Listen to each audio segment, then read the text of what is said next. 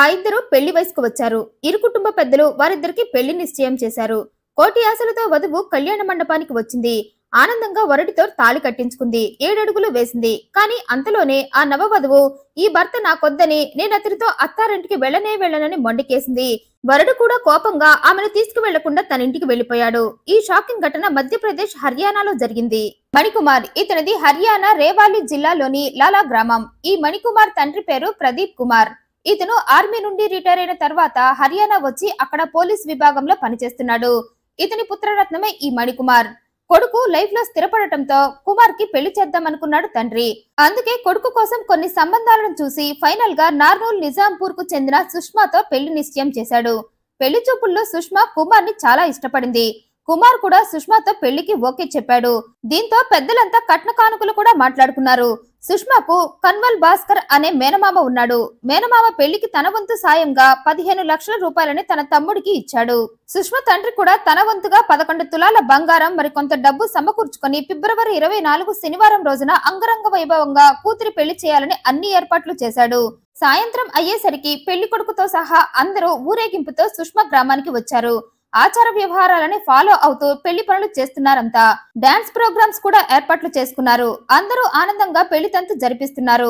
ఇంతలో కోటి ఆశలతో కళ్యాణ మండపంలో ఉన్న వరుడితో తాళి కట్టించుకోవాలని పెళ్లి కూతురు సుష్మా అక్కడికి వచ్చింది. ఆనందంగా పెళ్లి పీటల మీద ఎక్కి కూర్చుంది. నిశ్చయించిన ముహూర్తానికి పురోహితుడు కుమార్ తో సుష్మా మెడలో తాళి కట్టించాడు. అప్పటికి రాత్రైపోయింది. ఆనందంగా భర్త వెంట 7 అడుగులు వేసింది సుష్మా. ఆ తర్వాత భోజనాల తంతు మొదలు పెట్టారు. ఇంతవరకు కథంతా ఒకెత్తైతే ఇక్కడ నుండి జరిగిన స్టోరీనే వీళ్ల పెళ్లిని పెటాకులు చేసేసింది. వధూవరులిద్దరూ భోజనాలు చేస్తున్నారు. ఇంతలో వరుడు వధువుకి జీడిపప్పు బర్ఫీ తినిపించాలి అనుకున్నాడు. వెంటనే ఆలస్యం ఎందుకు అనుకుని పక్కనే ఉన్న భార్య నోట్లో బర్ఫీని పెట్టేశాడు. అతనలా సడన్ గా పెట్టడంతో సుష్మాకు మొదట ఏం అర్థం కాకపోయినా మరుక్షణంలో ఆమె తన భర్త తన నోటిలో బర్ఫీ పెట్టాడని తెలుసుకుని దాన్ని తిన్నది. అయితే అలా తిన్నది ఊరకే ఉండకుండా నాకు ఈ బర్ఫీ కన్నా కూడా క్యారెట్ హల్వా అంటే చాలా ఇష్టం అంది. ఇక అంతే. భార్య అన్న ఆ మాటకు ఈ కుమార్ కి కోపం సర్రుమంటూ వచ్చింది. నేను ప్రేమగా బర్ఫీ తినిపిస్తే బాగుందనకుండా నీకు క్యారెట్ హల్వా అంటే ఇష్టం అని చెప్తావా అన్నాడు. అంటే నేను పెట్టిన బర్ఫీ ఇష్టం లేకుండానే తిన్నావనే కదా అర్థం. అతి కష్టం మీద దాన్ని తిన్నట్లుగా ఫేస్ పెడుతూ హల్వా ఇష్టం అని చెప్తావా అని ఆమెతో గొడవకు దిగాడు. ఇంతలో సుష్మా నీకెందుకంత కోపం వస్తుంది? నేనేదో నా ఇష్టాన్ని నీకు చెప్తున్నా అంతేకాని నువ్వు పెట్టిన బర్ఫీ ఇష్టం లేదని అది అతి కష్టం మీద తిన్నానని నేనేం చెప్పలేదుగా అంది. కానీ ఆ మాటలేవి పెళ్లి కొడుకు వినిపించుకోలేదు. మిరపకాయ తిన్న కోతిలా కొత్త భార్యపై విరుచుకుపడ్డాడు. నువ్వు నాకన్నా తక్కువ చదువుకున్నావు, అసలు నేను నిన్ను పెళ్లి చేసుకోవటమే చాలా ఎక్కువ అంటూ రెచ్చిపోయాడు. దీంతో పెళ్లి కూతురు కూడా మాటకు మాట సమాధానం చెప్పింది. నువ్వు నన్ను ఊరికే పెళ్లి చేసుకున్నావా? కట్న కానుకలు పెళ్లి ఖర్చులతో కలిపి 60 లక్షలైంది మన పెళ్లికి అంటూ భర్తని దులిపేసింది. దీంతో కుమార్ కూడా మరో అడుగు ముందుకు వేసి అవునా, అయితే అన్ని లక్షలు ఖర్చు పెట్టినప్పుడు నాకు ఫార్చునర్ కార్ ని గిఫ్ట్ గా ఇవ్వమని మీ నాన్నని అడుగు అన్నాడు. దానికి సుష్మా కారు కావాలని మీరెప్పుడు పెళ్లికి ముందు అడగలేదు. అప్పుడు అడగకుండా 7 అడుగులు వేశాక ఇప్పుడు అడుగుతున్నావేంటి అంది. అదంతా నాకు తెలియదన్నాడు కుమార్. కార్ ని గిఫ్ట్ గా ఇస్తేనే నిన్ను నాతో పాటు మా ఇంటికి తీసుకువెళ్తా, కాదని నువ్వు బలవంతంగా నాతో వస్తే పెళ్లైన 7వ రోజు నిన్ను చంపేస్తా అని ఆమెను బెదిరించాడు. అయితే వీళ్ళ గొడవను చూసిన అందరూ ఇద్దరికి సర్ది చెప్పే ప్రయత్నం చేశారు. తిండి దగ్గర వచ్చిన గొడవ చిలికి చిలికి గాలివానగా మారిందని తెలుసుకున్నారు.